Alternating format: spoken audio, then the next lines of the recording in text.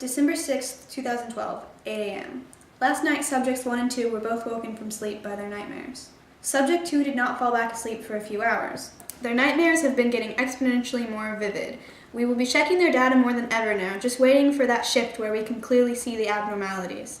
Once this occurs, we will be able to start altering certain subjects' intake of dorzovital. Based on our qualifications and strong influence from the corporation, Dr. Kane has decided to let me choose which subjects get which treatment course from then on.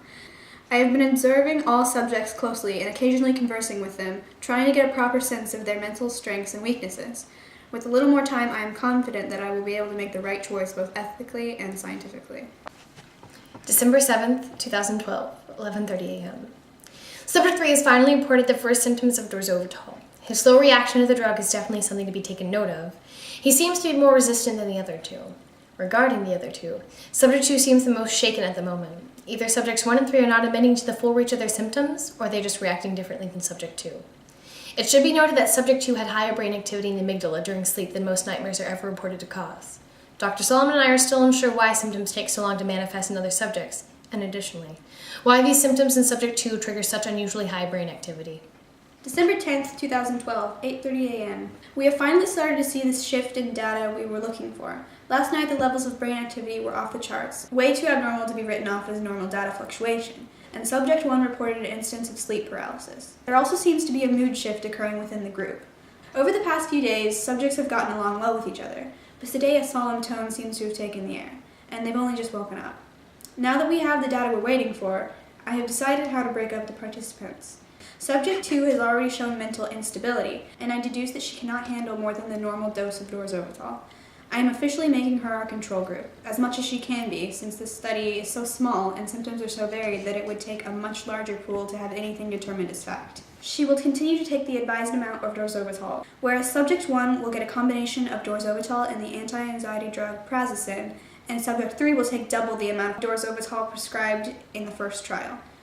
Our hopes for Subject 1 is that the combined prazosin-dorzovital substance will hinder the negative effects of dorzovital while allowing for more restful sleep, restoring dorzovital to its intended function.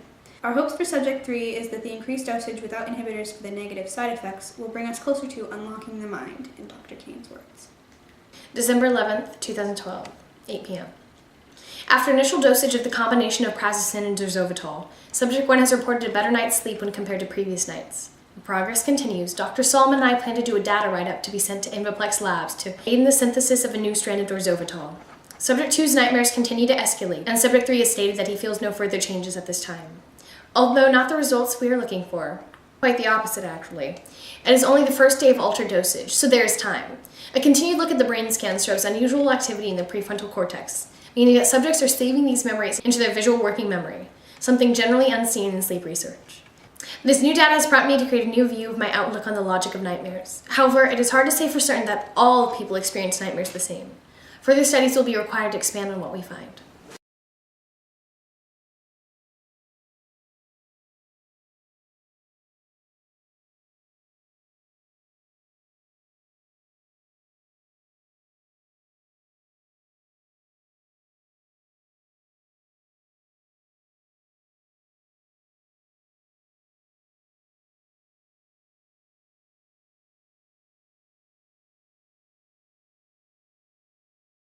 December 12th, 2012, 7 a.m.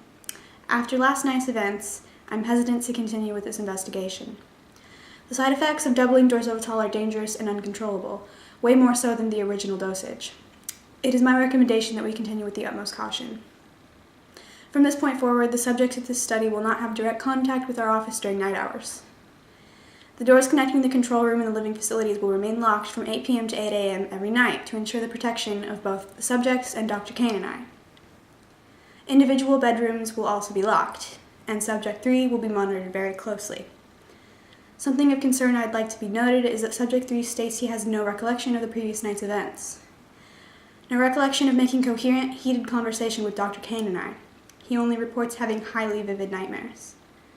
Another abnormal symptom he reported this morning was a splitting migraine. I'm unsure if this is caused by dorzovital or another source entirely.